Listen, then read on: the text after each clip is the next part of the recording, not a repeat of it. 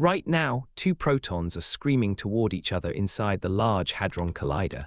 999,999% the speed of light. Close the gap. What happens when they finally touch? Trick question. Particles do not have surfaces. An atom is not a tiny billiard ball, it is a fuzzy, vibrating cloud of probability. So the idea of touching is already completely broken. You might think they just smash into bits, and sometimes they do. But the approach itself, the getting closer, that is where the universe starts glitching. Empty space is not empty. It is a seething foam of virtual particles winking in and out of existence. How close can two specks of matter get before physics breaks? This is the impossible approach. To understand that impossible approach, we need to get up close with one atom. Let's pick hydrogen, simplest. One proton, one electron. So where is that electron? You've seen the pictures. Electron orbiting the nucleus like a planet around the sun. Nice little circles. Clean, satisfying. That image is so intuitive that almost everyone believes it, but it is nonsense. An electron does not orbit. It exists as a cloud of probability. Think of a bee buzzing around a flower. You can't say exactly where the bee is at any split second, but you know it's usually near the flower. Now take that bee and make it not a solid dot, but a fuzzy blur of every possible location, all at once, until you actually look. That is an electron. If you could stand inside that atom, you wouldn't see a tiny ball zipping around. You'd see a silent, static fog of maybe. This cloud has a most likely distance from the nucleus. 5 billionths of a meter. You might hear that and think, okay, that's the radius of the orbit. Nope. The electron can be 10 times closer or 10 times farther. That distance is just the peak of a probability hill. It's like saying the most common place to find a toddler in a house is the living room. But they can be in the kitchen, in the bathroom, or outside in the yard. The electron is the same, except it can be in all those places simultaneously. So why can't we just pinpoint it? Why this fuzziness? The Heisenberg uncertainty principle. In normal language, the more accurately you pin down where an electron is, the less you can know about how fast it's moving and where it's heading. It's a fundamental trade-off, baked into reality. The electron doesn't have both a perfect position and a perfect speed at the same time. It's not a limit of our instruments, it's a rule of the universe. God plays dice and he hides the dice. Trying to say exactly where an electron is like trying to hug a cloud. Where do you grab? It's not solid until you prove it. So now we have a picture. Particles are not little balls. They are probability clouds, tendencies, ghostly smears of maybe. When two protons approach in the collider, these clouds start to overlap. And that fuzziness is about to become very important. But before we watch two clouds collide, we need to know what is inside that cloud. The nucleus. If the nucleus of an atom were the size of a dried pea, the whole atom would be a giant stadium. The seats, the field, the roof. That pea sits in the dead center, and the electron cloud is a faint haze filling the rest, but mostly it's just empty air. 9,999,999,999% nothing. That means you, right now, are mostly a vast desert of vacancy. Congratulations! Now inside that pea-sized nucleus are protons and neutrons. Protons are positive. They hate each other, same charge repels. So why don't they fly apart? Because there is a second force, the strong nuclear force. Think of it this way. You push two magnets together, north to north, and they fight you. But if you push them close enough, a supernatural glue suddenly locks them in place. That glue only works at distances smaller than the nucleus itself. Any farther, and it's gone. So these protons and neutrons are packed like sardines, held by a force that barely overcomes their electromagnetic hatred. It is a delicate balance. Add too many protons, and the repulsion wins. That is why big nuclei eventually break apart, because the glue can't hold the whole crowd. You might think that's weird enough. But the strong force is even stranger. The protons and neutrons themselves are not solid balls either. They are made of smaller critters called quarks, held together by the same force, but in an even more bizarre way. That is where physics really starts to creak. But for now, just remember, the nucleus is a dense, packed, claustrophobic neighborhood. and when two of these neighborhoods get close, the trouble really begins. Now zoom in, way in, past the nucleus, past the proton's fuzzy boundary.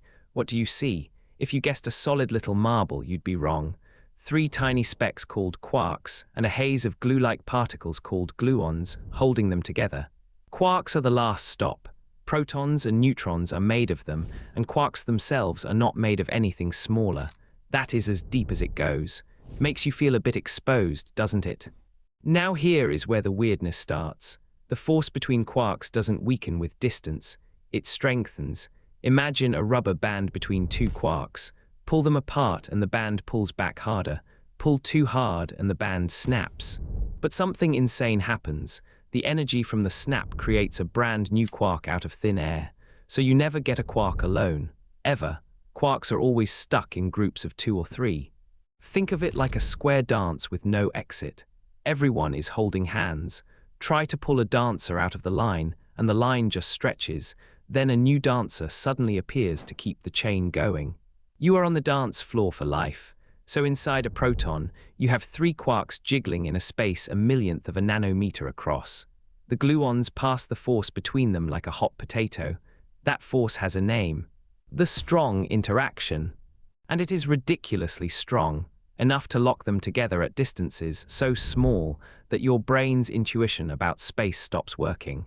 Now we need to push 2 whole protons together. When their clouds overlap and the dance floors merge, we will finally see just how close those quarks can get. And that is where the laws of physics start wondering if they should have stayed in bed. So we push 2 protons together. Their fuzzy edges touch. The quarks inside each one are now staring at quarks from the other side across a gap a millionth of a nanometer wide.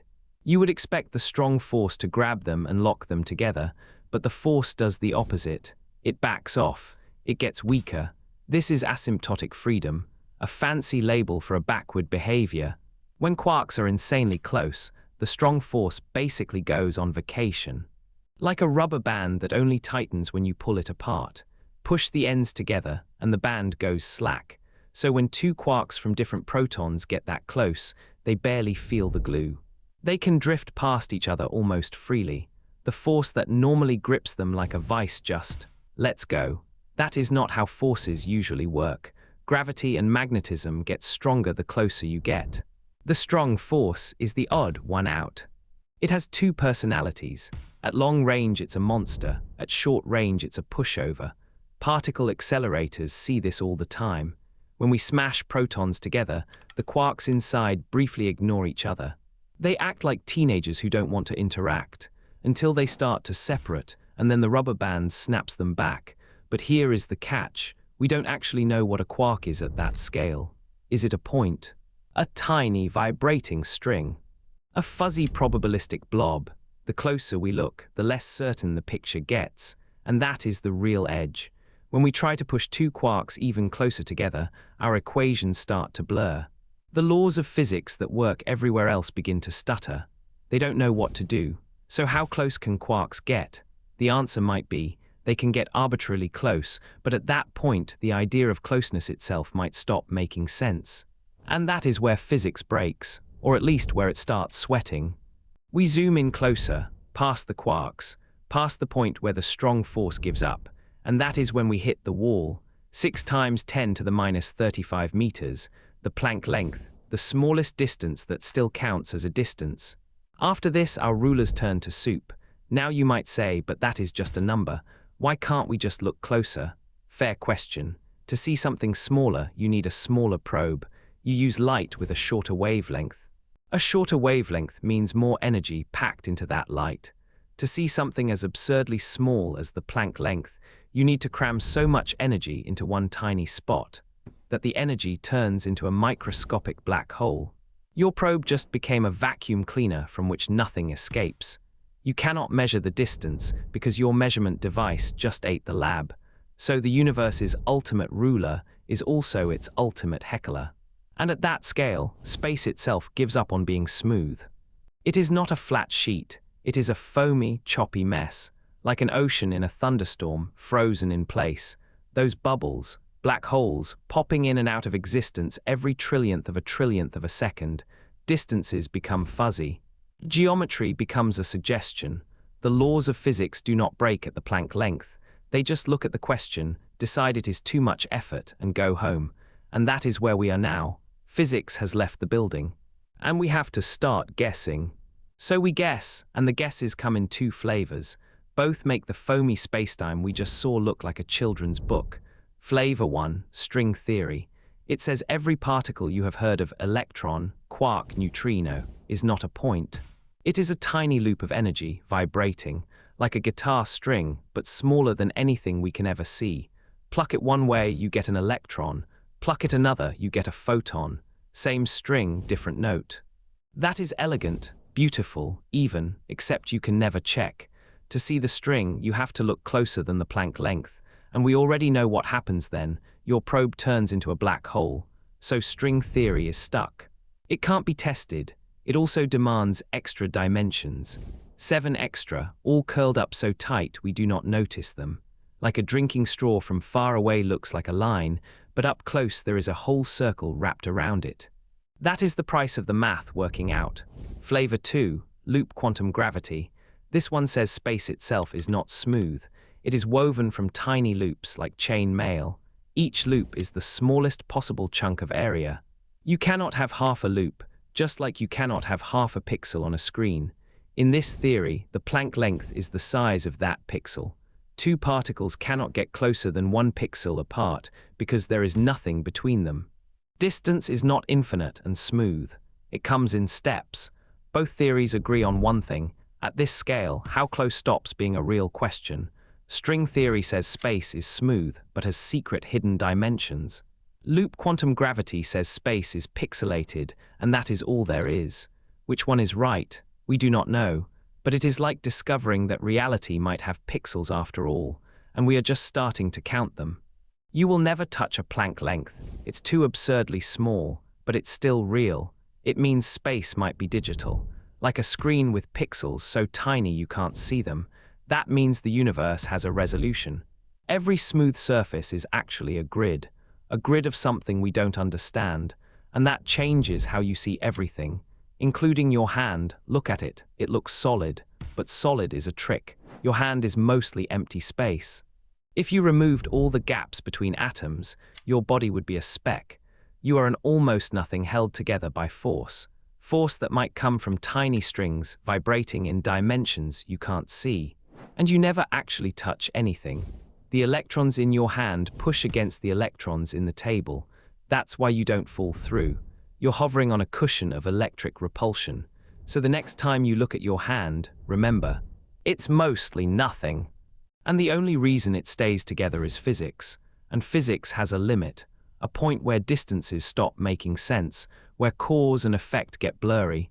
That limit is the Planck length. How close can two particles get? Close enough that the universe says no further. Then it turns your measuring tool into a black hole. That's the ultimate bouncer. No entry beyond this point. Your ruler stops working. Your light becomes a black hole. You have reached the edge of measurement, so we guess. String theory, loop quantum gravity, we don't know which one is right, but we know the answer is waiting. And we're clever apes with chalkboards. That's what science is.